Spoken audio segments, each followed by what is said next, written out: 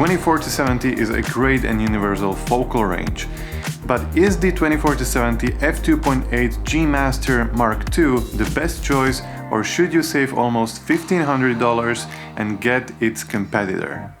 First slight difference between these two rivals is in focal range, 24-70 versus 28-75. It may not seem like much, but I can definitely see the difference between 24 and 28 millimeters. The other end of the range is, however, not that dramatic in my opinion. Here is an example of the 70mm, and here is 75. So this is basically the difference between the focal range of the Sony and Tamron. But if you're keen to take more wide shots in your work, I would definitely get the 24-70 G Master. If you're a hybrid shooter, meaning you shoot both photos and videos, you really need a reliable autofocus. Well, it is true that for good autofocus you will need a good camera. However, you will also need a good lens, otherwise you cannot expect such great results from the camera you own. In my opinion, when it comes to autofocus, it's always better to get a native lens for your camera, meaning Sony lens for a Sony camera. The question is, how much is it actually better than a non-native lens, and is the difference worth the cost of the native lens? I've tested the Tamron 28-75 against the 24-70 G Master Mark II, and the difference was not quite that significant in some cases. Like for example these tracking shots. If I wouldn't know, I would not be able to tell which is the G Master and which is Tamron. These were all shot with the A7 IV with the autofocus set to these settings.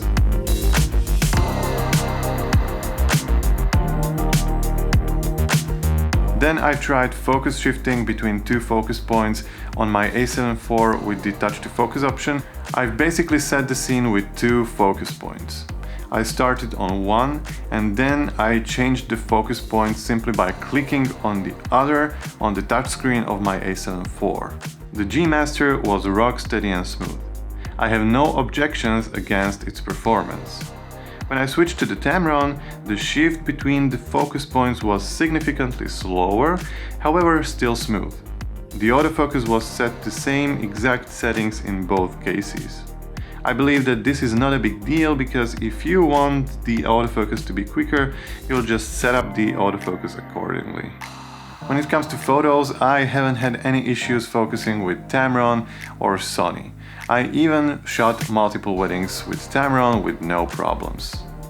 But again, if you shoot both photos and videos, I have to give credits to the G Master or the Tamron also in this category.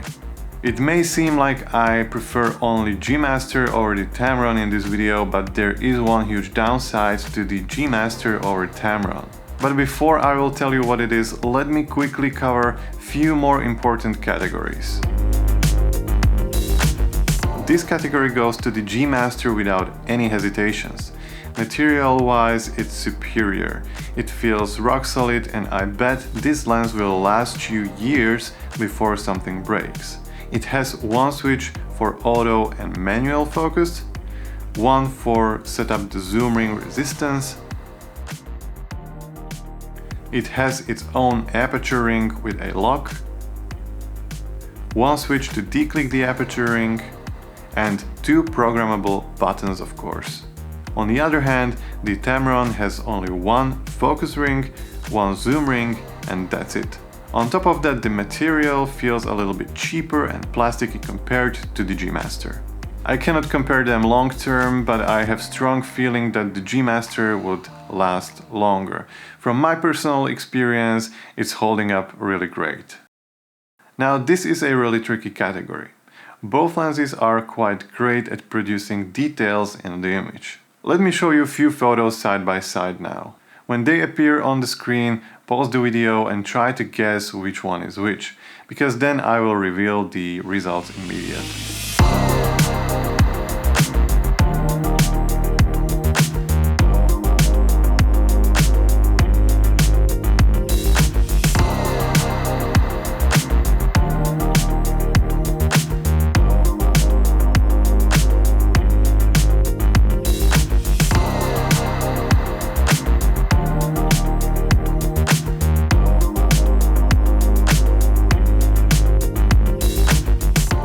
first try I was not able to tell any difference, but then I've noticed that Tamron produces images which are higher in contrast and saturation at the same settings as the G Master. It almost looks like the G Master can capture more light, even though the aperture, shutter and ISO were the same in both cases. So, which is better in my opinion? Again, I don't have any scientific explanation, but brighter images may be a little better in low light, right? If you know more about this, leave me a comment down below and share your explanation. So finally, what is the big downside of the 24-70 G Master Mark II?